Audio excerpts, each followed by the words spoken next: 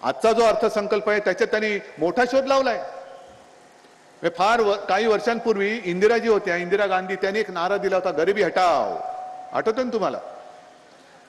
आपण त्याही वेळेला विरुद्ध होतो. आपण जे जे नाटक असेल, जे थोतांड असेल त्याला विरोध करतोच, कोणी असला तरी. आणि 10 वर्ष सत्ता भोगल्यानंतर आज यांना साक्षात्कार झाला, आणि तो सुद्धा अशा पार्श्वभूमीवर की महाराष्ट्रामध्ये जातनिहाय सर्वेक्षण सुरू आहे ना.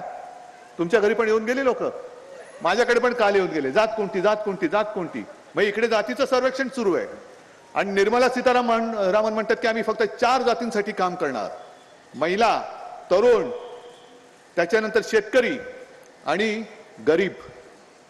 आज तुम्हाला 10 वर्ष कळलंच नाही या देशात महिला आहेत. मणिपूरमध्ये त्या 2 महिलांची जी काही धिंड काढली, अत्याचार झाले, तेव्हा तुम्हाला कळलं नाही त्या महिला होत्या त्या. आज माझ्या महाराष्ट्रामध्ये जे शेतकरी आत्महत्या करतायत, त्या शेतकऱ्यांना ना पीक विमा वेळेवरती मिळतोय, ना अवकाळी पाऊस किंवा आपत्तीचं जे संकट आल्यानंतर नुकसान भरपाई जी मिळते ती सुद्धा मिळत नाही. आणि आता तुम्ही शेतकऱ्यांसाठी काम करणार. मला सांगा, तुम्ही गेल्या 5-10 वर्षामध्ये केंद्राच्या माध्यमातून बाकी महाराष्ट्र मोठा आहे, रायगड पण मोठा आहे, केवळ आणि केवळ अलिबाग किंवा चौलमध्ये किती रोजगार आले? बरं, इकडे निसर्ग वादळ आलं होतं ना, नुकसान झालं होतं ना, त्यावेळेला मी मुख्यमंत्री होतो ना, मदत केली होती की नव्हती? नसेल तर नाही सांगा. मला काही बे नाही, मी कधी खोटं बोलणार नाही, आणि मला खोटं बोलून मतं मिळवायची नाही, अजिबात नाही. जे मी केलं ते मी केलं, आणि नसेल केलं तुम्ही तोंडावर सांगा तू नाही केलास. मी आलो होतो त्यावेळेला, मोठेच्या मोठे वृक्ष उन्मळून पडले होते इथून. नंतर ते तोक्ते सुद्धा वादळ आलं होतं. सिंधुदुर्गात मी गेलो होतो, मोठमोठे वृक्ष असं मी कधी बघितलं नव्हतं. 100-100 वर्षाचे वृक्ष सुद्धा उन्मळून पडले होते, काही घरांवरती पडले होते, अमाप नुकसान झालं होतं. आणि तेव्हा मी मुख्यमंत्री होतोच.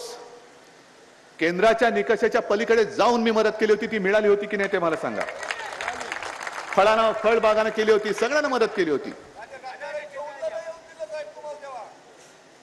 नाही, येऊ दिलं नाही म्हणजे तेव्हा जो काय होतं ते मी फिरत होतो, पण मदत द्यायचं काम मी केलं होतं. आता मला सांगा, एवढं मदत संकट येऊन गेल्यानंतर त्यावेळेला यांना कळलं नाही की ह्या 4 जाती ज्या तुम्ही नवीन निर्माण केलेल्या आहेत, त्याही वेळेला त्या होत्या, महाराष्ट्रामध्ये होत्या.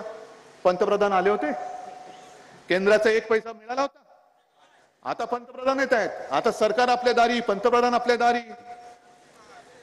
म्हणजे तुम्ही म्हणालात ना की अलिबागमध्ये हा पर्यटन हा मोठा एक व्यवसाय आहे. आता पंतप्रधान इकडे पर्यटक म्हणून पण येतील, एखाद्या झोपडीत जाऊन जातील.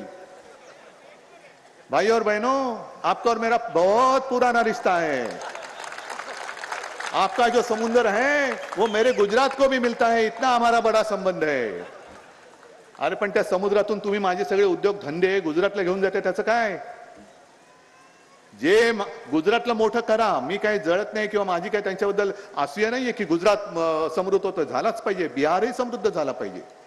नितीश कुमारला तुम्ही फोडला आणि घेतलात ना, मग आता नितीश कुमारला घेतल्यानंतर बिहारला एक मोठं पॅकेज द्या ना. आता 5 लाख कोटीचं पॅकेज द्या बिहारला, हरकत नाही आमची.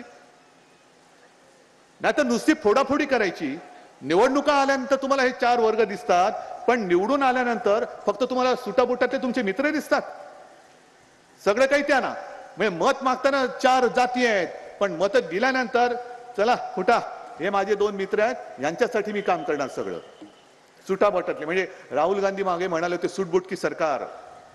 आता त्यांना तुमच्या दाराचे जोडे जुळवण्याची वेळ येते, ते बूट त्यांच्या कामाला नाही येणार आहेत.